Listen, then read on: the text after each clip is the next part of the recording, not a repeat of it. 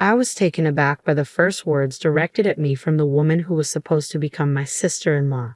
My brother, with an even more malicious grin, turned to me. "Sis, just go home already. Please don't forget to leave your gift, though." The two of them laughed together, and I felt something close to hatred towards my brother. But then, he said something that made me lose even that emotion. "Well, it doesn't really matter if we have your gift or not. All our relatives love me, and they are probably giving us a lot of money. Mom likes me more than you two, so she might even give me all of her property." "Hey, that makes it sound like you're just using them for money," I retorted. "Well, it can't be helped. They're a good source of income," he replied nonchalantly. I never thought my brother could be such a terrible person. Despite it being our first reunion in a long time, he hadn't changed a bit since the old days. If anything, his terrible personality had only worsened, and I couldn't stand it anymore. I reached my limit and left the waiting room while the two of them laughed together. "My name is Emma. I'm 32 years old. I work for a foreign cosmetics company. After graduating from college, I worked for another company but was lucky enough to be headhunted by my current company. The people I work with are ambitious, and I work tirelessly every day while receiving constant motivation. As a result, I now hold the position of department head. Ever since I started working at this company, they have recognized my worth. Every day has been enjoyable. Of course, there are times when I struggle with work, but the sense of accomplishment after overcoming those challenges is something I can't experience anywhere else. I've never been one to spend my days thinking about how much fun I'm having. Especially before going to college, my days were very stifling. I have a younger brother, Nate, who is 5 years younger than me. Ever since Nate was born, my mom has been completely devoted to him. She loves him so much that I became less important to her. As a young child, I couldn't find anything to fill the loneliness of not being cared for by my mom. The more my dad and relatives tried to pay attention to me, the more I missed my mom. On the other hand, Nate was the first boy born in our family in a long time. He was also the type to easily get spoiled by anyone. So before long, our relatives stopped caring about me and only doted on my brother. To make matters worse, I have a strong sense of justice and hate wrongdoing. Not many people find a child who points out problems so cutely. Because of this, I became more and more distant from my relatives. The worst part was Nate's personality.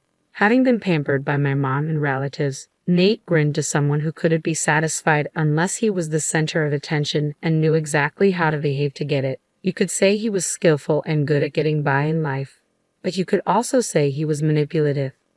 I found it increasingly difficult to get along with my brother, Nate. He often found himself in fights, and my mom was always quick to defend him. As the favoritism towards Nate grew stronger, I began to lose my sense of purpose. It wasn't just my mom. Even our relatives started favoring Nate, and I felt increasingly out of place during family gatherings.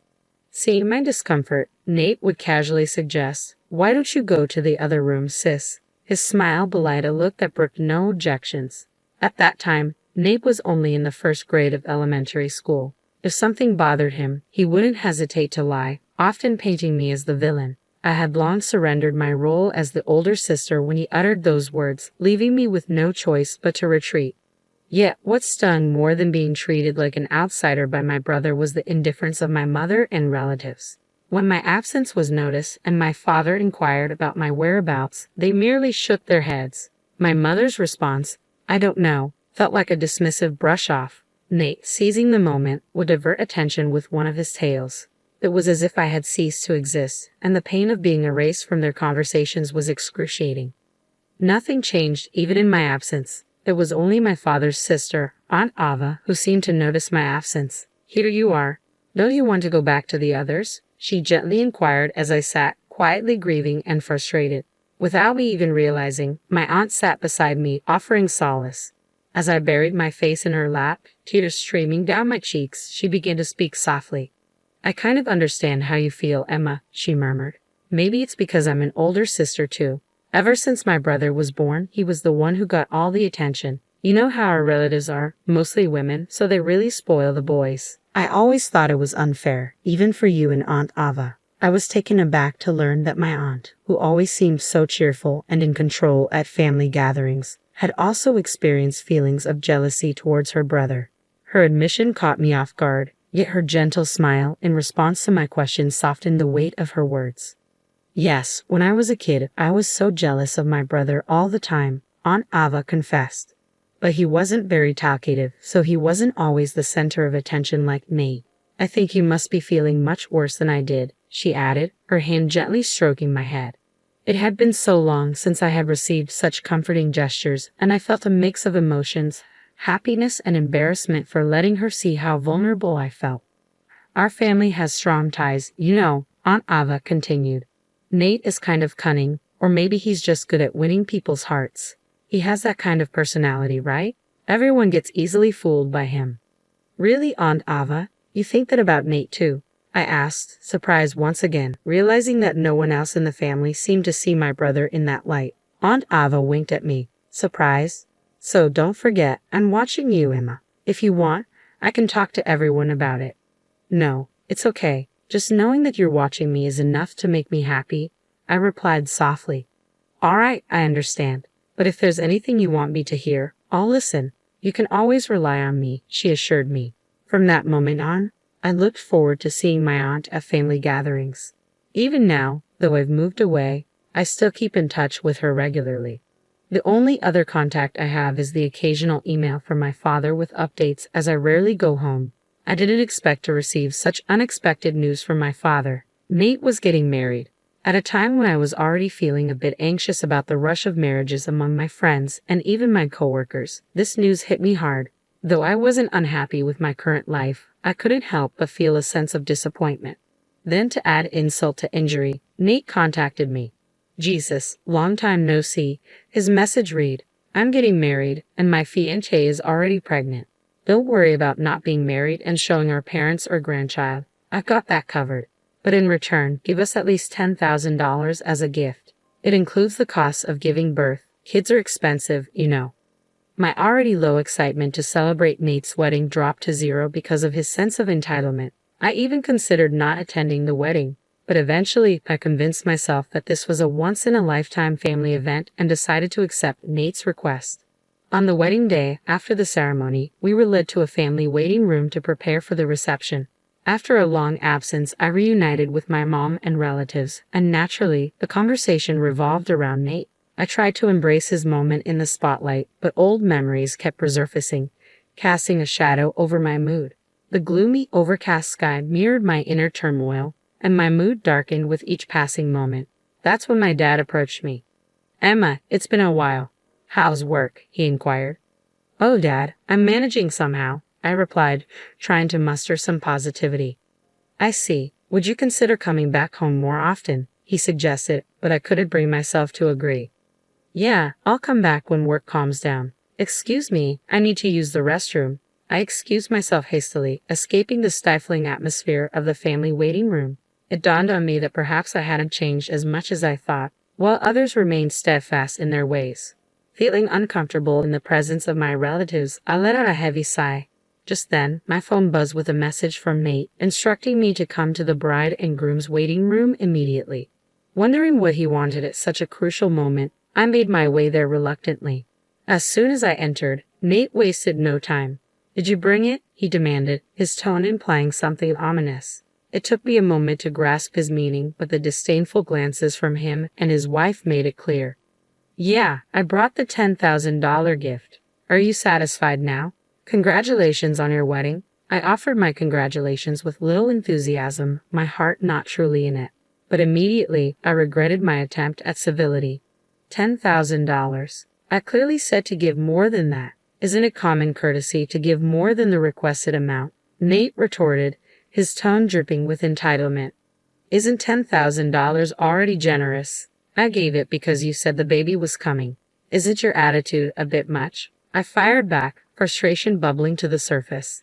If you choose to act like this, I don't want to be involved with you in the future, I added, exasperated. Nate clicked his tongue exaggeratedly, clearly annoyed by my response. His wife joined in, laughing mockingly. Don't worry, we don't plan on relying on someone who's still unmarried in her 30s and acting so high and mighty for such a small amount of money, she taunted, her words stinging with condescension. I was taken aback by the first words directed at me by the woman who was supposed to be my sister-in-law. Nate, too, wore a malicious grin as he chimed in, Yeah, Just take your gift and leave. Make sure you leave the gift money." The two of them laughed together, and in that moment, a surge of hatred towards my brother and his wife washed over me. But Nate's next words shattered that feeling. "Well, even without your gift, we'll be fine. All our relatives love me. I'm sure they give us a lot of money. Mom likes me more than you two. She might even give me her entire fortune." Stunned, I could hardly believe what I was hearing.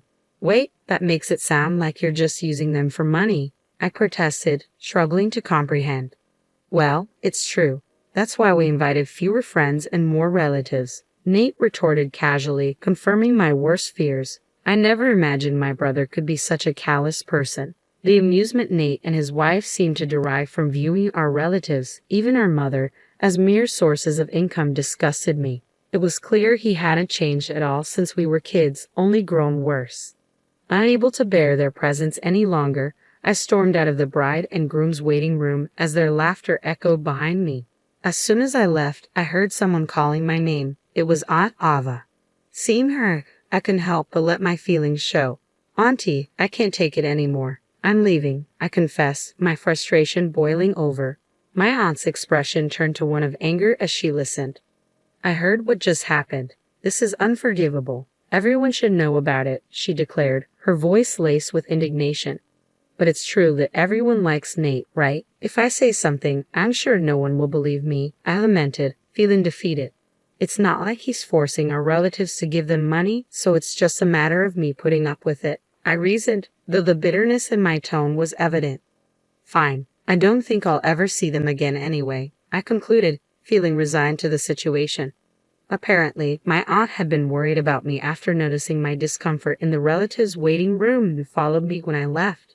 After hearing my conversation with Nate and his wife, she suggested telling everyone about it, but after witnessing their callous behavior firsthand, I couldn't bring myself to subject my family to such embarrassment. I had resigned myself to the situation, but my aunt was brimming with anger, a stark contrast to my own feelings. "You don't have to put up with it anymore, Emma," she asserted. "I never thought Nate would go this far. There's still time. Let's confront them together and reveal everything. If anyone still supports Nate after that, then they can be their source of money or whatever else they want." Encouraged by her words, I decided to face the situation head-on and return to the family room with her. Surprisingly, my mother's brother, Uncle John, believed my story right away. "Actually, there have been some bad rumors about him at the company," he revealed. I didn't want to doubt my nephew, and I thought it was natural for the business to have some bad times. But after hearing Emma's story, it all makes sense. I guess I was only considered valuable as long as I was paying him. Uncle John, who runs a company where Nate works, explained that Nate had been taking advantage of his position as the president's nephew and doing as he pleased. Because Uncle John is the company's president, our relatives respect him. When he acknowledged my story, everyone started to believe me one by one. Even my mother, who had been adamant until the end, gradually grew suspicious, not only because of me but also because of my aunt's revelations about Nate. My parents, who had believed me from the beginning, were radiating with anger. "I'm sorry for our son.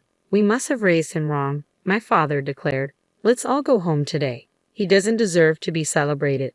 With those words, my mother and all the relatives decided not to attend the wedding reception. My parents hurriedly left the family room to explain the situation to the other guests. As we waited at the shuttle bus stop, the guests who were supposed to attend the wedding started to arrive. At the end of the crowd, I could see my parents. My father gave me a strong nod when he saw me. I was sure all the guests had decided not to attend. "Thank you for believing in me," I tried to convey to my father. But as I approached him, he was yelling into his cell phone. It was Nate on the other end. It was the first time I had seen my father so openly angry.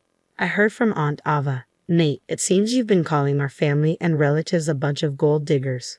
How could you say that after all they've done for you? We have no intention of celebrating you anymore. We're going home today," my father declared before hanging up the phone. He'd apologized to me for all the hard times we had endured. Once we boarded the bus, Nate called me, his voice tinged with panic. "Emma, Aunt Ava turned everyone against us and spread rumors. Now nobody slept at the venue," he exclaimed, his agitation palpable. I remained composed as I responded to him, refusing to be drawn into his turmoil. Your Aunt Ava heard you guys making fun of the family, and she joined in the conversation, so everyone believed us.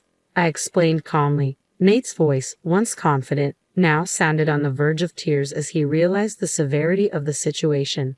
What are you going to do about it? He pleaded. I don't know. We're already on the bus. Don't say that, I replied, feeling no inclination to forgive him. Are all of them on the bus too? If so, please convince them to come back with you.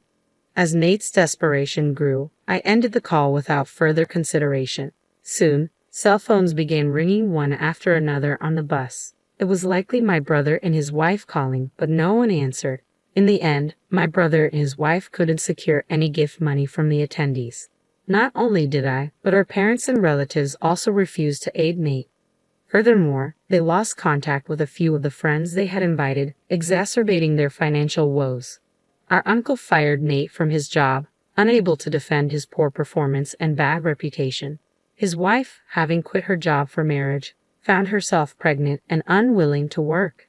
They spiraled into debt, constant fights, and eventually decided to divorce before the baby was born. Despite my brother's repeated attempts to seek help, both her father and mother turned him away. Meanwhile, I found myself visiting my parents' house more often since Nate's wedding, attending family gatherings without discomfort. This newfound ease allowed me to embrace a broader perspective, becoming more flexible in handling work situations. Colleagues, subordinates, and bosses alike praised the positive change.